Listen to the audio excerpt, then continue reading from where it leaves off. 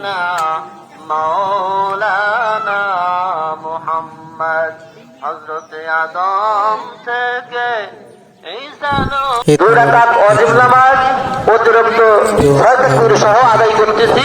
ঈদ মোবারক। আল্লাহু আকবার।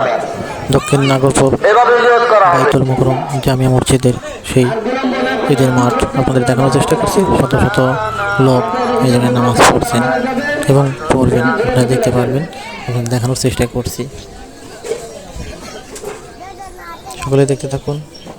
শত শত লোক দক্ষিণ নাগরপুর বাইতুল মুকররম জামিয়া মসজিদের সেই নামাজের মাঠে